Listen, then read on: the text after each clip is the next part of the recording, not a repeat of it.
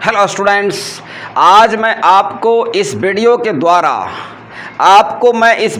द्वारा ज्ञान क्या है, जैसे कंपटीशन क्या है, हमारा देश जो है क्या है, तो मैं बहुत सारे टॉपिक पर डिस्कस करने जा रहा हूँ। आपको आज मैं बताऊँगा कि ज्ञान क्या है, नॉलेज क्या है। देखिए, नॉलेज क्या है? नॉलेज जो होता है परमानेंट चीज़ होता है।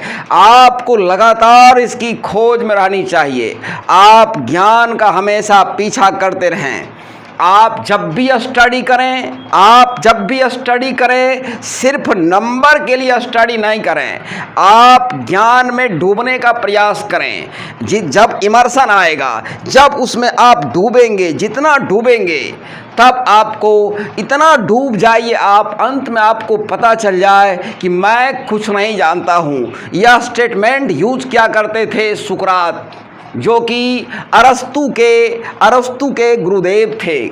वे कहते थे मैं कुछ नहीं जानता हूँ। वे कहते थे कि जिस पेड़ में फल लग जाता है, लद जाता है, उस पेड़ की डाली स्वतः क्या होती है, झुक जाती है। ये ज्ञान, हमें इतना ज्ञान प्राप्त करना चाहिए। विद्या ददाति विनयम, विनयम ददाति पात्रता। हमें बहुत ही, यानी अगर आप सिर्फ नंबर के लिए पढ़ेंगे, देखिए, अगर आप सिर्फ नंबर के लिए पढ़ेंगे तो इसी से आप में डिस्प्रेशन आएगा, इसी से आप में फ्रस्ट्रेशन आएगा, इससे आप पर जो है एक तरह का दबाव आएगा, आप पर प्रेशर आएगा, आपके अंदर जो है नकारात्मक स्वभाव बढ़ेगा, आप अपने आप को एक प्रॉब्लम में घिरे हुए पाएंगे।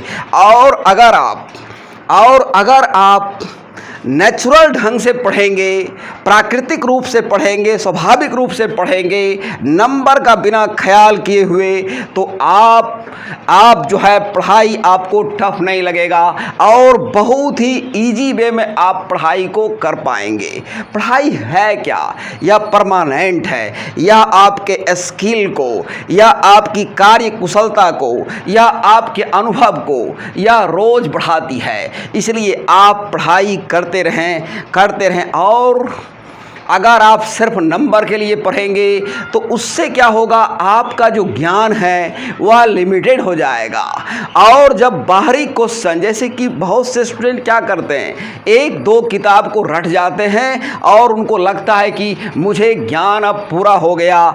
अगर उस किताब से बाहर कुछ रख दिया जाए क्वेश्चन, फिर वे घबरा जाते हैं, अपने हाथ मंजने लगते हैं। तो आप इस तरह से लिमिटेड पढ़ाई मत करें। पढ़ाई का मतलब क्या है? आप लगातार उसमें डूबें।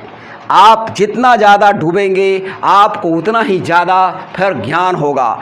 अब मैं आपको बताना चाहूँगा, जैसे कि एक डॉक्टर के पास इलाज कराने आप जाते हैं, आप एक डॉक्टर के पास इलाज कराने जाते हैं तो क्या आप पूछते हैं कि आपकी डिग्री क्या है, आपने किस कॉलेज में पढ़ाई की है? नहीं पूछते हैं आप जब किसी वकील के यहाँ अपना फरियाद लेकर जाते हैं, केस लेकर जाते हैं, तो आप उन्हें केस सौंपते हैं या नहीं पूछते हैं उन्होंने कहाँ से वकालत की पढ़ाई की है, वो कितने घंटे पढ़ते थे।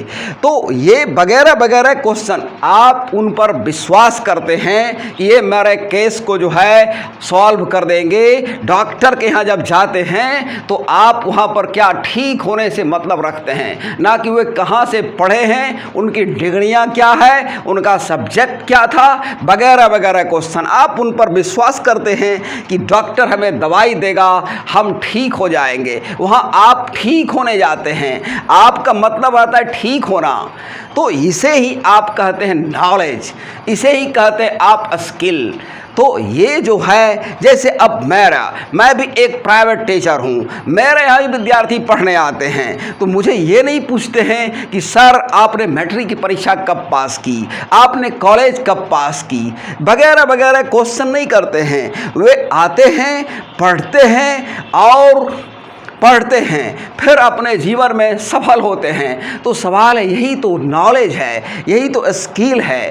तो नॉलेज जो है परमानेंट चीज़ है, या आपके पास जब आएगी या कितनों खर्च करेंगे बढ़ेगा, या जो है नॉलेज आपका जो है धन से अच्छा चीज़ है। धन का बंटवारा होने पर घटता है, लेकिन नॉलेज का जब बंटवारा होगा तो ये बढ़ता है। यही डिफरेंस है।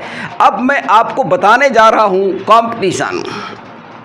आपको नॉलेज जब आएगा तो नॉलेज जैसे जैसे आएगा आपके अंदर कंपटीशन की भावना आएगी। कंपटीशन मतलब क्या? प्रतियोगिता, प्रतिद्वंदिता। तो सवाल है कि आजकल तो आप जानते होंगे कट थ्रोट कंपटीशन चल रहा है, गला काट प्रतियोगिता, यानी एनी हाउ किसी तरह हमको सफल होना है। तो मैं आपको बताना चाहूँगा कि आप प्रतियोगिता किससे करें, आप अपना कंपटीशन किसके साथ करें। आप देखते होंगे कि अगर एक क्लास में मैंने एक बार एक क्वेश्चन, आधा क्वेश्चन लिखाया और मैं सबको क्वेश्चन लिखा रहा था। वह क्वेश्चन जो है मैथमेटिक्स का था। आधा क्वेश्चन लिखाया और एक विद्यार्थी तब तक वह क्वेश्चन बना के पूरा सॉल्यूशन पूरा सटीकता के साथ मेरे पास ले आया, और उसके बाद मैंने देखा कि जितने सारे स्टूडेंट थे सारे के सारे डेस्परेट हो गए, सारे के सारे उदास हो गए। पूरा देखा मैं कि पसीना से तर-बतर हो गया। क्यों ऐसा हुआ? क्योंकि वह सोचने लगा कि मैं उसके तुलना में कमज़ोर हूँ, मैं उससे अच्छा नहीं हूँ, मैं उससे बेटर नहीं हूँ। तो कहने का मतलब है कि जब आपका कोई साथी आपसे पहले किसी प्रॉब्लम को सॉल्व कर देता है तो आप क्या हो जाते हैं? परेशान हो जाते हैं। आप अपने अंदर जो है गलतियां ढूंढने लगते हैं। आपको लगता है कि मैं सफल नहीं हो पाऊंगा, वो विजेता हो जाएगा। आप ऐसा ना करें, ऐसा ना सोचें। आप अपने आप से कंपटीशन करें, आप अपना रिकॉर्ड को ही तोड़ें। जैसे कि आप जो है अपने आप से क्वेश्चन करें कि मेरा जैसे कि वर्ड पावर कैसा है, अगर वर्ड पावर कैसा है, मैथमेटिक्स में है आपका फार्मूला कैसा है, आपने कितने सवाल को बनाया, वगैरह वगैरह। मैं क्या करता हूँ, मैं कितना समय तक पढ़ता हूँ, मैं गेम कितना देर खेलता हूँ, मैं अनावश्यक कामों में कितना समय लॉस्ट करता हूँ, वगैरह वगैरह क्वेश्चन आप करें। और फिर जैसे कि आप रिकॉर्ड, आपके पास अच्छे भी रिकॉर्ड होते हैं, ख़राब रिकॉर्ड भी होते हैं। तो आप जो है जैसे अच्छा रिकॉर्ड क्या है, जैसे आप आज 6 मैथमेटिक्स बनाया, कल आपको 8 बनाना है, परसों आपको 10 बनाना है। ये सारे जो रिकॉर्ड आप तोड़ रहे हैं ये अच्छे रिकॉर्ड हैं। ये जैसे कि आप आज 2 वर्ड मीनिंग याद किया, फिर अगला दिन 4 याद हो गया, अगला दिन 6 हो गया। तो ये सारे रिकॉर्ड जो हैं अच्छे रिकॉर्ड हैं, ये गुड रिकॉर्ड है। जैसे आज 2 घंटा पढ़े, कल 3 घंटा पढ़ेंगे, परसों 4 घंटा पढ़ेंगे। जैसे कि आपने 1 महीने में 2 किताब ख़त्म किया, अगला 1 महीना में आपने 3 किताब ख़त्म किया। तो इस तरह जो रिकॉर्ड है, ये आप अच्छे रिकॉर्ड को क्या कर रहे हैं? ध्वस्त कर रहे हैं। और ख़राब रिकॉर्ड भी होता है। जैसे आप जो है अनावश्यक कामों में आज 2 घंटा नष्ट किया, कल 3 घंटा नष्ट किया, परसों 4 घंटा नष्ट किया। तो ये जो है आप अपने बहुत ही ख़राब रिकॉर्ड को दिनों दिन क्या करते जा रहे हैं? तोड़ते जा रहे हैं। तो इसमें सुधार की गुंजाइश है, इसे आप इस तरह ना करें। अगर आप किसी ख़राब काम में, जैसे कि गप लड़ाने में, इधर उधर बिना मतलब के घूमने में, जैसे कि ख़राब बातों को सोचने में, ख़राब एक्टिविटी करने में, इसमें आप क्या करें? अगर इसमें रिकॉर्ड आपका 10 घंटा का है, उसको 9 घंटा करें आप, उसका फिर अगला दिन रिकॉर्ड 8 घंटा करें। ये धीरे धीरे, जैसे किसी को मोबाइल की लत लग गई, ये मोबाइल की लत जो है जिसको आप एडिक्शन कहते हैं। एडिक्शन क्या चीज़ है? किसी चीज़ की आदत ऐसी लग जाना जो हमारे जान पर बनाती है, जिसे छुड़ाए नहीं छूटना चाहती है, इसे ही कहते हैं एडिक्शन। तो अगर आपको कोई बुरी लत लग गई है तो आप उसे डायरेक्ट ख़त्म नहीं करें, आप उसे डायरेक्ट ख़त्म नहीं करें, वो धीरे धीरे धीरे धीरे ख़त्म करें। आप उसका रिकॉर्ड को, जैसे 10 घंटा का रिकॉर्ड है उसको 9 घंटा कर दीजिए, 9 घंटा का रिकॉर्ड है 8 घंटा कर दीजिए। इसी कॉन्टेक्स्ट में आपको एक कहानी सुनाना चाहूँगा। एक बार महात्मा गांधी के पास एक महिला आती है और उनके पास केस करती है अपने बेटे का कि देखिए मेरा बेटा गुड़ खाता है, मेरा बेटा गुड़ खाता है, यह गुड़ खाना कैसे छोड़ेगा। महात्मा गांधी ने कहा कि मुझे 1 सप्ताह का टाइम दीजिए, आप मुझे 1 सप्ताह का टाइम दीजिए, उसके बाद मैं बता दूंगा कि आपका बेटा गुड़ कैसे छोड़ेगा। तो फिर जो है वह लेडी चली गई, वह महिला चली गई और उसके बाद 1 सप्ताह बाद जब आई, गांधी जी ने पूरा तरीका बता दिया, ऐसे वैसे जैसे। तो सभी तरीका को फॉलो करने के बाद उस महिला का बेटा गुड़ खाना छोड़ दिया, उस महिला का बेटा गुड़ खाना छोड़ दिया। और इसमें कोई आश्चर्य की बात नहीं है कि 1 सप्ताह का जो टाइम गांधी जी लिए, आपको जानकर आश्चर्य होगा कि उस समय गांधी जी खुद गुड़ खाते थे। उन्होंने गुड़ कैसे छोड़ना है उसके लिए जो सारी एक्टिविटियां महात्मा गांधी ने की, वो सारी एक्टिविटियां उस पर अप्लाई कर दिए। और इस तरह से तो आप जो करते हैं, आप जो काम करके आप आगे बढ़े, जॉब पाए, महान बने, तो अगर आप वो तरीका किसी दूसरा को सिखाते हैं तो वह ज़्यादा असरकारी होगा, वह ज़्यादा प्रभावकारी होगा। लेकिन अगर आप कुछ तरीका खुद पर अप्लाई नहीं किए हैं और वह दूसरा को सिखा रहे हैं आप, तब वह तरीका प्रभावकारी होगा या इसमें कोई होगा कि नहीं होगा, माने इसमें जो है सत्यता नहीं है। इसमें यह पॉइंट कमज़ोर हो जाता है कि जो चीज़ आप कर रहे हैं, जैसे एक आदमी सिगरेट पीता है, एक आदमी सिगरेट पीता है और दूसरे को कहता है कि सिगरेट नहीं पीना चाहिए, स्मोकिंग इज डेंजरस, या जानलेवा है, तो आप सोचिए कि क्या उस पर असर पड़ेगा। पहले खुद सोचना चाहिए, प्रैक्टिस करना चाहिए कि स्मोकिंग क्या चीज़ है, इसे छोड़ने के लिए क्या क्या करना पड़ा, तब आप दूसरा को कहेंगे तो वह ज़्यादा प्रभावकारी होगा, असरकारी होगा। तो सवाल है कि कंपटीशन, आप अपने आप से कंपटीशन करें, आप अपना कंपटीटर खुद बने। और आप जो है, अगर आप अपने साथी से कंपटीशन करेंगे, अगर आप साथी से कंपटीशन करेंगे तो भेदभाव बढ़ेगा, मनमुटाव होगा। कभी कभी मैं देखता हूँ कि लड़ाई झगड़ा तक हो जाती है। जैसे कि मैं देखता हूँ कि अगर 10-20 स्टूडेंट एक जगह प्रैक्टिस कर रहा है, उसमें किसी को नंबर 19 आ गया, किसी को 20 आ गया, तो वह जो 1 नंबर होता है, 1 नंबर का जो अंतर होता है, वह बहुत ही ज़्यादा कष्ट देती है। तो हमें ऐसा नहीं करना चाहिए, हमें कंपटीशन अपने आप से करना चाहिए। अपना रिकॉर्ड हमें खुद जो है ब्रेक करते रहना चाहिए। अब जैसे मैं इस कॉन्टेक्स्ट में आपको सर्जे बुबका एक जो थे पॉल वॉल्ट के खिलाड़ी थे, उन्होंने अपने रिकॉर्ड को 1-2 यानी कि पुरुषों के इस रिकॉर्ड को पॉल वॉल्ट गेम में, ये जो होता है लग्गा पकड़ के कूदने वाला होता है, इसको पोल वॉल्ट कहते हैं, POLEVAULT, पोल वॉल्ट।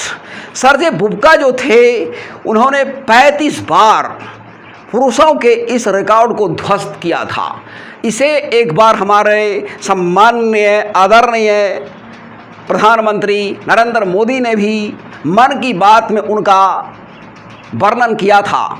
तो जब आप महान होते हैं, जब आप ग्रेट होते हैं, तो सवाल है, आपकी चर्चाएं सभी करते हैं, लेकिन आप ग्रेट होने के लिए क्या क्या किया। मैं इस कॉन्टेक्स्ट में आपको बताऊंगा कि ज्ञान क्या होता है। नॉलेज इज पावर, ये आप कहते हैं, लेकिन जब आप नॉलेज प्राप्त करेंगे, जब उसका प्रयोग करेंगे, तब आपको पता चलेगा कि ये रियल में तलवार टंगी हुई है। तलवार टंगी हुई है तो पता नहीं चलता कि ये क्या है, ये कितनी खतरनाक है, लेकिन जब वो चलनी शुरू होती है तब पता चलता है, तब पता चलता है। तो सवाल है कि कलम है, दुकान में टंगी हुई है, कोई कलम उसको जेबी में खोसे हुए है, उससे पता नहीं चलेगा कलम क्या कर सकती है। कलम क्या कर सकती है जब आप उस कलम से लिखना शुरू कर देते हैं, आप जैसे कि जब कलम का प्रयोग करना शुरू कर देते हैं तब पता चलता है अरे ये कितनी शक्तिशाली है। तो आप जब प्रयोग नहीं करेंगे तो सवाल है, इसी कॉन्टेक्स्ट में नेहरू जी ने कहा था आराम हराम है, रेस्ट इज टू रस्ट। अपने आप को बेचैन कर दो कुछ पाने के लिए, नए नए सपने देखो, बैठो मत। तुम अपना हेल्प खुद कर सकते हो। तुम्हारा हेल्प करने तुम सोचेगा कि नहीं, दुर्गा जी के मंदिर में मैंने नारियल फोड़ा है, दुर्गा माता की हमको सपोर्ट करेगी, हनुमान जी के मंदिर में मैंने अगरबत्ती जलाया है, वो हमारा सपोर्ट करेंगे। ऐसा कुछ नहीं होने वाला है। तुम्हारा सपोर्ट, तुम अपना विकास खुद कर सकते हो, किसी पर डिपेंड मत रहो। अपना विकास तुमको खुद करना पड़ेगा। यह कहा है गौतम बुद्ध ने कहा है कि अगर तुम चाहते हो अपना विकास करना, तुमको खुद करना पड़ेगा। तुम्हारे लिए कोई, इसी को उन्होंने कहा है अप्पि दीपो भव। अपना शिक्षक खुद बनो, अपने आप को पढ़ाओ, अपने आप को ज्ञान से नहलाओ, तभी तुमको सच्चा ज्ञान का पान हो पाएगा। तो मैं ये बताना चाहूँगा कि विवेकानंद के बारे में एक 1893 की घटना, सभी हिंदुस्तानियों को यह डेट या ईस्वी याद रहता होगा। 1893 का विश्व धर्म सम्मेलन, उसमें उन्होंने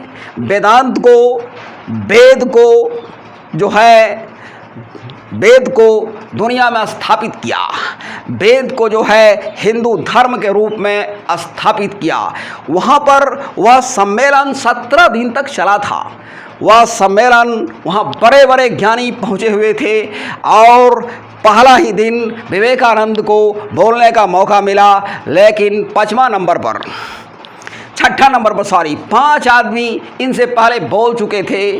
और जानते हैं, आपको आश्चर्य होगा कि जब उनका स्पीच स्टार्ट हुआ ब्रदर्स एंड सिस्टर्स से, भाइयों एवं बहनों से, तो वहाँ के लोग को बहुत आश्चर्य हुआ। वहाँ के लोग खुशी से झूम उठे। उनके इस गुणकारी, मतलब कि इस तरह की वाणी थी उनकी, सभी लोगों को मुग्ध कर दिया। क्योंकि इसके पहले किसी ने भाइयों बहनों, अमेरिका के भाइयों बहनों कहकर किसी ने संबोधित नहीं किया। देखिए, जो उनका स्टार्ट हुआ उसके बाद उनको 5 मिनट में अपना विचार रखना था। आपको आश्चर्य होगा कि वो 5 मिनट का समय उनको दिया गया, लेकिन जब वो बोलना स्टार्ट किए, कई घंटे तक बोलते रहे और लोग उनको सुनते रहे। उनके पास इतना डीप नॉलेज था, इतना क्लियर नॉलेज था, इतना विश्लेषित किया हुआ ज्ञान था कि लोग सुनते रहे। और वह 17 दिन का जो पीरियड था, उसमें उन्हें 10-12 बार बुलाया गया। 10-12 बार वे आकर विचार रखे और उन्हें तूफानी हिंदू तक कहा गया। और आश्चर्य हुआ कि ऐसे ज्ञानी देश को जो है धर्म प्रचारक भेजने की, सुधारने की क्या आवश्यकता है। या तो दुनिया को मैसेज कर सकता है या पूरी दुनिया को सुधार सकता है। और तब जाना, इस तरह से हमारे विवेकानंद अपने ज्ञान के द्वारा हिंदू धर्म को ईसाई और इस्लाम धर्म के अटैक से भी बचाया। उन्होंने कहा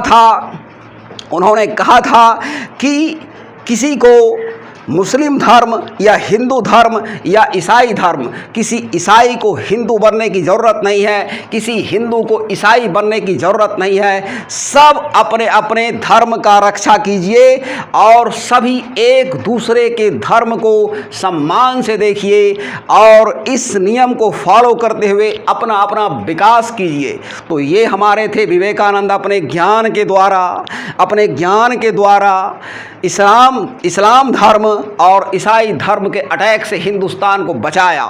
उन्होंने कहा था कि हम दुनिया के ऋणी हैं। उन्होंने कहा था कि हम दुनिया के ऋणी हैं, दुनिया हमारी ऋणी नहीं है। दुनिया में हम जो कुछ भी करते हैं वह अपने लिए करते हैं, उससे हमें जो है उससे हमारा खुद का ही विकास होता है। इसलिए वे कहते थे दुनिया का हम ऋणी नहीं है, दुनिया हमारी ऋणी नहीं है। और मैं आपको अंत में एक लाइन सुनाना चाहूँगा कर्मयोग का। कर्मयोग में स्पष्ट लिखा हुआ है कि कोई भी कर्म बिना फल किए उत्पन्न किए वह नष्ट नहीं हो सकती है। आप सुनेंगे ध्यान से प्लीज। कोई भी कर्म बिना फल को उत्पन्न किए वह नष्ट नहीं हो सकती है।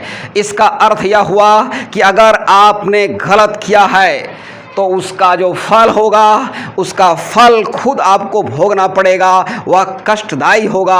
और अगर आपने अच्छा किया है तो उसका जो फल होगा मीठा होगा, सुखदायी होगा, आनंददायी होगा। उसको भी कोई रोक नहीं सकती है, दुनिया की कोई ताकत नहीं।